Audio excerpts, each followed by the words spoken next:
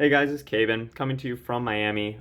The main event, the Treasure Cup, and the side event just concluded yesterday. I got second place in the main event, losing to Andrew DeVol in the finals, and I got sixth place in the side event, which was about half the size, I think around 250 players, whereas the main event was about 500 players. But both events had a ton of really skilled players and a lot of really great matches. Met a lot of awesome people. Shout out to pretty much all my opponents that I played, especially in Top Cut. It was really, really great to meet you guys and have some great games. We have some awesome prizing. This is all going to be sent out to BGS. Hopefully, we'll get some black labels if we're really lucky. One Piece is absolutely killing it with the prizing, so just kind of wanted to shout out them too. Bandai, you're doing really great with the prizing. Let's just hopefully get some more events and stuff out there soon.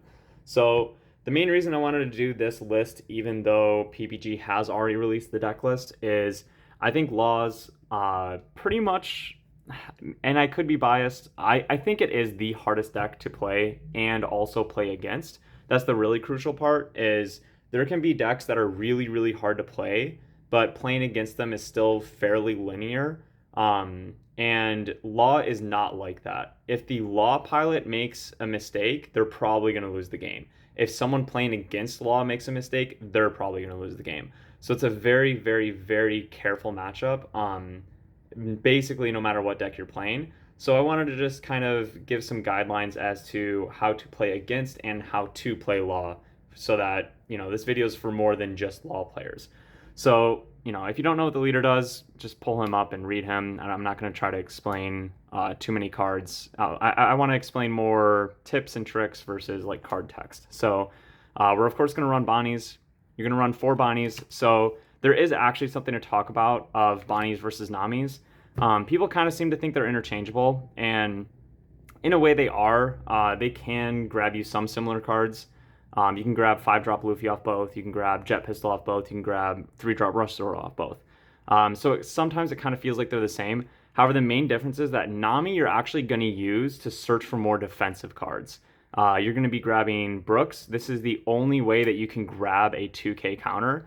We don't run any Supernova 2K counters. And we also don't run Momo, so we can't grab Izou as a 2K counter. So Nami's your only way to search out a 2K counter, but we only run 2, so you shouldn't be like relying on that. I know a lot of laws will run 4, but we honestly just don't have the space, and you don't need to run as many dead 2K counters as other decks will. Like Green Kid will run Scratch Manapoos, and that's basically just for the counter. And that's actually another reason that I like Law so much, is that pretty much every deck right now is running fairly dead cards as 2K counters, and you don't have to in Law. Whereas Bonney is going to be more of your, not necessarily like aggressive, while I would say Nami is defensive, Bonnie's just more like your core engine. This is going to grab you the 5-drop Laws pretty much every single time. Like that's almost always the card that you're looking for off Bonney. And that is the heart and soul of the deck. 5-drop Law is the reason to play Law. So very often you'll get in a position where you can play a Nami or a Bonney, like maybe after you've played a 5-drop Law and you're choosing something to play. And whenever I'm considering, okay, do I want to play the Nami or do I want to play the Bonney, I will think, what are my next turns looking like? Do I need to play some defensive cards? Do I need to get a 2K counter in my hand? This can also grab you Radical Beam, actually. So this is actually can get you quite a lot of counters. Or do I need to make sure that next turn I have cards to play? I can keep pumping out my engine. I'm not just trying to stay alive, but I'm trying to win the game. So that might be when you want to use Bonney instead. All right, and then we have another reason that Nami's kind of more of our defensive option is we only run 3 Supernova blocker 1-drops, and we run 4 of the Straw Hat blocker 1-drops. So Nami theoretically will be able to get you more blockers than Bonney will. And so that's just something to keep in mind if you run this count. A lot of people run 4 and 4. I think that's totally fine. It definitely helps the deck to run more 1-drop blockers because you want to spam the board, you want to have a lot of blockers. So I don't necessarily think that's wrong. I just really like this ratio. And that's another important thing to do as well. I know a lot of players aren't really in the habit yet of checking like graveyards or trashes in this game. If you're considering which one to play, you might go like, oh, I want Nami because I want more blockers and stuff. But if you have 3 choppers in your trash and only 1 gang in your trash, then, if you're searching out specifically a blocker, Bonnie's actually the better choice there. So just make sure to remember your ratios and check them out during the game. The next card that we're going to talk about is a card that I'd say at least 75% of my opponents had to take off my field and read it. This is Gordon, but probably not the Gordon that you're thinking of. It doesn't have any counters, whereas the other Gordon has a 2k counter, but the effect is insane in this deck. So the effect is, and this is the only text that I'll actually read, you bottom deck this character and you give one of your opponent's characters negative 3,000 power during the turn. So we also obviously run 4 Otamas because Otama in this deck is actually just insane. If you see even one Otama against the matchups that's really important, like Green Kid, for example, just one can be enough to last you the whole game, basically, because you can bounce it so easily back to your hand. You can just keep abusing it. That's also another like trick or tip that I want to mention is that if you're a Law player, in most matchups, you're really not going to want to use this as a counter. You're going to want to use it as, its effect and to keep abusing it. So just be really careful about using this as counters. Sometimes it's just a lot better to let your board die, or let a certain character die, or just take a life. It's definitely really tempting to use her, but almost every time that I'm like right on the edge of using her as a counter and I decide not to, I'm always so happy in a few turns that I didn't do that. So basically the main reason that we run Gordon is because we don't have a searcher for these, and Momo just doesn't really fit in the deck. Like, you could swap these two for Momos.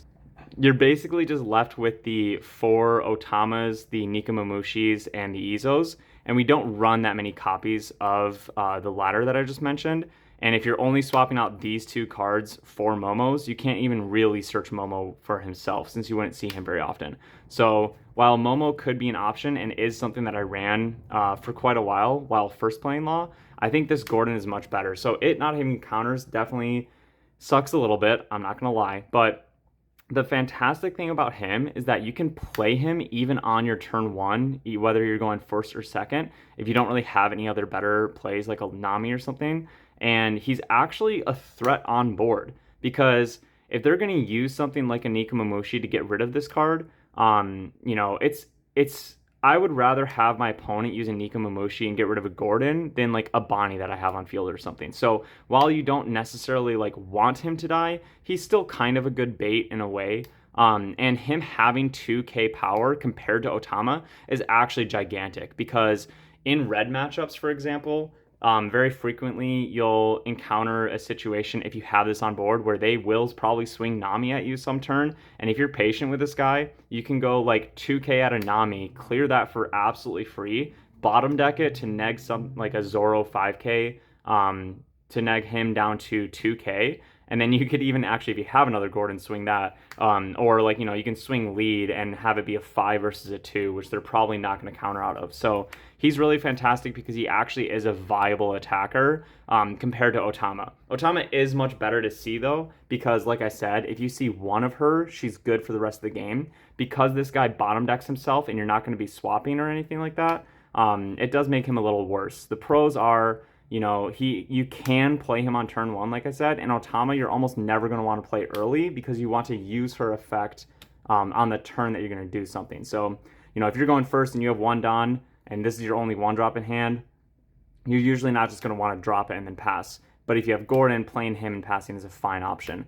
About the Otama, though, you can play her without getting the effect. You have to be really careful about when you do that. I will say most of the time, I will just waste Dawn instead of playing her. But there are certain matchups or certain situations where kind of wasting her skill is worth it just to fill up your board so that you can get to your lead ability faster. Because like I said, you have so many options to replay her that if you fill up her board, you can bounce her back and use her later to repeat that effect that you wasted earlier. But, this is a very, very valuable card in the deck, like much more valuable than a lot of people realize, I think. So if you have one of these and they Nekomamushi it and kill it, or get it with the Nico Robin or something, you're definitely going to regret that later. Because seeing one of Otama just makes so many matchups a lot easier to play. All right, and then I kind of touched on this earlier. We have 2-drop Brook. The attacks or the effect's fine. I would consider this the closest thing to a dead card that you're just running for a 2k counter, and that's why it is at a 2 in this deck. I've played 4 Brook and Law for a very long time, and you just don't use the effects enough to really like warrant it, and you don't really need that much counter power. It sounds odd, but because this deck plays pretty much more blockers than any other deck in the format, you find yourself not really needing counter, or at the very least, like, obviously it would be nice to have more counter in the deck, but what you're achieving by not having as much counter is more helpful, if that makes sense. Then we have 3 Nekomamushis. So we're going to come to the first change that I might make in this deck, and that is the count of Nekomamushis.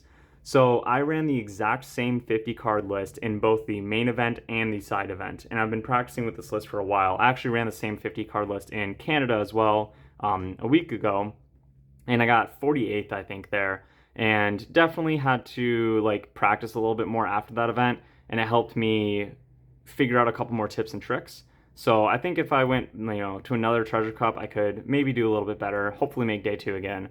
And so another thing I want to mention is this actually is not my original idea. I did take this 50 card list from Team Seafood King. They're a really fantastic team, and they have some really great content out there. So I do want to shout them out for having the idea. They did a good article as well where I did learn some things, and but practice is always the most important thing. I've picked up a lot of the ideas just by playing tons and tons and tons of games. So this would be the first change that I would consider, is bumping this up to 4. And I'll talk about the one card that I probably would cut for that. And I've been trying to figure out changes to the deck for a very long time now, but the list is very, very tight. And I don't even know if I would like this change, but it's the only one that I would consider. And that's just specifically because in green matchups, and in most matchups, Nekomamushi is just such a valuable card, and having 4 will allow you to see him way more, since we don't have a searcher for this card. And I feel like there have been games where I didn't see this in my starting hand, but I saw a couple other cards that I liked against green, and I decided to keep it and not hard mulligan for Nekomamushi. And I think I would rather hard mulligan for Nekomamushi. I think this is pretty much the most important card to see in the green matchup. And I mean, like, Jet Pistol as well, but like, this is like, you can search out Jet Pistol. This is only running 3. It felt rough for sure. So I would rather get this to 4. And if you're running 4 copies, then you can mulligan it for it easier. Because running 3 copies, I thought, should I mulligan for Nekomamushi? But since I only have 3, the chances of drawing into it after a mulligan are lower, so I would keep hands that felt okay. So that's probably the only change I would make. We run to Izou. Izou's amazing because she's a 2k counter, but the fact that she costs 3 instead of 2 is actually huge. Resting a 4 cost or less isn't very relevant. The only time it's kind of relevant is against blue, and honestly, in blue matchups, you pretty much already have a free win anyways, so I wouldn't ever build this deck with the intention of like getting a better blue matchup. I would rather build this deck to have a better green or red matchup or something like that. So she's fantastic, but if you have her in your hand, you usually don't even want to use her as a 2k. You're usually wanting to cast her. And like I said, in most situations, Nekomamushi will basically give you the same result, but for a cheaper Dawn cost, and they both have the same 3000 attack, which is a pretty common stat line in this deck. So that's the reason for only 2 Izous. All right, so Killer, this is a fantastic card. Obviously, the trigger is wonderful. This is a card that I wish I could run more of, but I definitely can't. I wish I could run more of it to specifically see the triggers, because when you just hit a trigger, like especially the first life that you take, and you see this, even if they don't have anything that you can actually KO if nothing's rested, you still almost always play this card, because the 3k attacker off the bat is actually really helpful in Law, and you're filling up your board for absolutely free, and it can allow you into some really ridiculous turns that otherwise you wouldn't be able to do.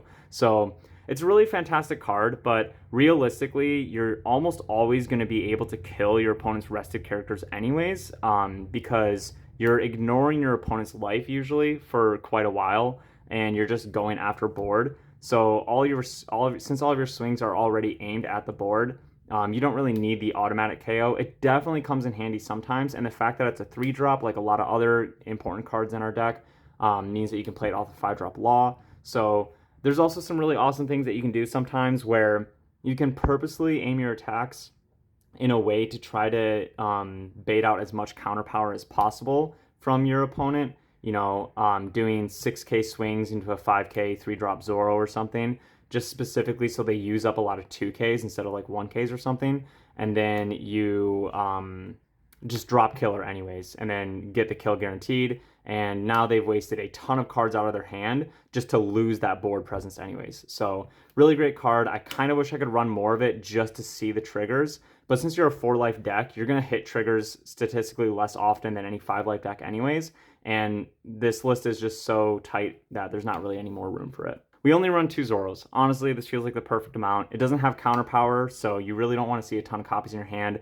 We're not really focused on just like killing our opponent really fast into life. So, he's not as important in this deck compared to like just red decks. I usually use him just mainly for board control. And also he's kind of like a blocker in a way, because if you're using this to cast and then swing into something, hopefully kill something on their board, their opponents are just going to be scared of this card because, it is a 5K on the board. They want to clear it. So that's another probably tip that I would mention is don't try to save this card too hard. You can very easily get like plenty of 6Ks on the board with your Laws and your Luffys if you play the game correctly. So it's not very important to keep him alive. Like I said, when I have him rested, I'll often have like an Otama in my hand or something, and I'll wonder if I should counter it to keep him alive. And sometimes you do want to, but there have been times where it would have been very easy for me to keep something like this alive, and I chose to just let it die instead because I knew I'd be able to fill up the board pretty easily, and the cards that I would keep in my hand were more valuable to me than just having a 5K on board. So it's definitely a very tricky part of the deck is to decide when to let things die and such. Another big difference between aggro Law list is Nico Robins. A lot of lists will run 0, 1, maybe 2 of these, and a handful of Law players out there are playing 4 Nico Robins. I don't understand how you can play Law without Nico Robins. This card is absolutely just insane. The point of Law should be board control. I think if you're playing aggro Law, it's still a good deck. You're definitely going to beat purple more often than I will. But you have a lot of the same issues as Zoro. I think Law's true strength is in a control variant like this deck list is, and in a control variant, Nico Robin is just ridiculous. The only deck that you want to go first against is Luffy, and it's specifically so that you can be dropping Nico Robins before them. That's basically it. Luffy's curve is so strong for them going first that if you're going second, they're just going to out-tempo you, and if you're going first against Luffy, you need to see like, Nami turn 1, Nico Robin turn 2, and then, if that stabilizes, you're basically golden. And you want to run 4 because in the red mirrors or in the red matchups, they're going to be wanting to jet pistol your Nico Robin, and you're going to be wanting to jet pistol their Nico Robin. Whoever drops Nico Robin first basically wins unless they have a way to get rid of it. And so for red, the only way is if you have the first Nico Robin, the only way for them to kill it is with Jet Pistol. However, you kind of do have an advantage since you can do Cat Viper unless they played a blocker turn 1. And you also have the Jet Pistols as well, which you have more searchers for because you have Bonney and Nami that can grab it. Another really, really great thing about Robin is that if you go first and you play, a chopper or something, then you go Robin on your next turn. After that, you can even do things like, play Otama if they play a Robin and pop their Robin, which is fantastic. And then later you can just bounce the Otama back to hand to have the counter power or the effect again. So the name of the game is board control in almost every matchup. So this is basically one of your best tools to do that. Only 2 5-drop Luffys. This is another card that I've actually kind of been considering cutting. I would almost cut this down to 1. However, I feel like if I do that, the purple matchup gets harder, and it is still a good card. I definitely have had hands where I draw both fairly early, and those are just feels bad. Also, another thing is that all these dual type cards, Supernova and Straw Hat Cruise, it helps make the deck more consistent because sometimes you'll go in for a Bonney or a Nami, and this might be your only target. You might see 4 Supernovas and this when you do a Nami search, or you might see 4 Straw Hat Crews and this when you do a Bonney search, or Land of Wano and stuff like that too. So having the dual type cards really helps the consistency a lot as well. All right, and then this is the meat and bones of the deck, 5-drop Law. You should pretty much know what this does. It's essentially going to help protect your board because you can do things like swing with a Robin or swing with a Zoro, and if that's your only rested character, you can just, do Law shenanigans and bounce it. You can very often get multiple attacks in on a turn, and then end the turn with everything facing vertically. And that's just a really big strength of Law. If you end your turn with some blockers, you can easily defend your life, even if everything's vertical. And sometimes, especially if you and your opponent are playing the control the board game, you just want to let them hit into your life. And if you have no board, then they're going to have to be playing stuff that can interact with your board. And those are resources that you need to get out of their hand. So it's just really fantastic at how easy it is to, you can have basically 3 rested cards in a turn and still pretty much make like everything turn vertical by the end. So really, really fantastic card. It just has so much synergy with the deck, and it's basically the reason to play the deck. All right, let's talk about 8-drop Kid. This is where the main difference between aggro and control Law. You will probably see lists cutting these 2 slots for things like another Zoro and a Luffy.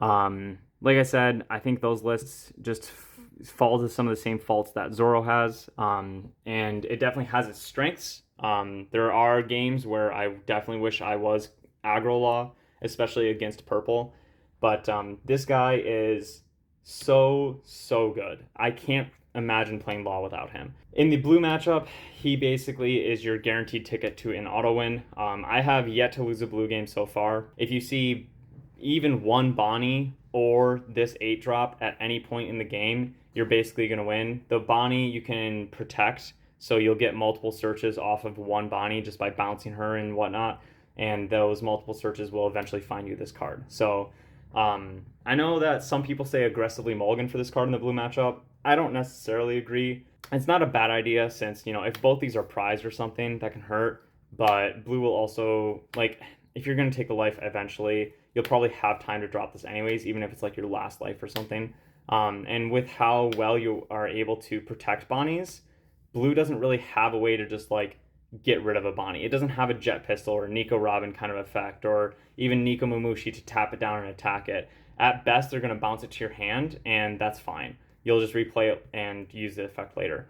So against the blue, this is basically an auto win because you should just be able to control board well enough to the point where you can drop one of these guys and they have absolutely no way to interact with him. And then you just taunt him with a board of blockers and they're going to lose all their tempo. You do want to be careful though, and this is another reason why Gordon is really good. Gordon can neg a Dracula Mihawk because it's a 9k down to 6, and then you can jet pistol. So if they spend an entire turn doing Dracula to most likely bottom deck one of these, sure, that hurts you, but then when you just use 4 Dawn the next turn, if you already have a Gordon on board, or 5 Dawn to get rid of their 9 Dawn play, because this technically only costs you 2 to play out from your leader. So even if you're playing the Gordon and the jet pistol and doing this, that was a 7 Dawn investment against their 9 Dawn. And yes, you lose more cards, but you should already have tempo before that point as well. So you're just almost always going to be able to control board. Then you drop this guy down, you rest him, and you just went out from there. Definitely feel free to keep like attacking blue's life if you don't have board to attack, but basically you're not going to want to go face when you could kill anything on their board. It doesn't really matter what it is, just you want to get as many bodies off the board as possible. Another really important thing to think about when facing blue is that pretty much what you see is what you get. They can't attack you with anything more than what's on their board, because red always has rush. Purple technically has a rush card as well. Actually, it has 2 rush cards, although only the 9-drop Kaido is really the one that they play. But purple also can use a lead ability to neg a life and stuff like that. So purple, red, and green, because of green's the Kid leader ability, they always have ways to kind of like cheat more aggression in a turn, but blue doesn't have a single way to do that. At best, they can remove blockers so that their attacks connect more, but you always know how many attacks they're going to have on the next turn. And then not only is Kid the auto win button in the blue matchup, but it's really fantastic in the green matchup as well. Basically, Green Kid is a very favorable matchup, which is why I think Law is such a strong deck to be playing right now, because Green Kid is hands down the most played deck. And essentially in that matchup, you should be able to control the board better with the options that you have. You are basically running almost the same exact type of deck as them, like with the early game, except you also have your Nico Robin, but they have the Okiku.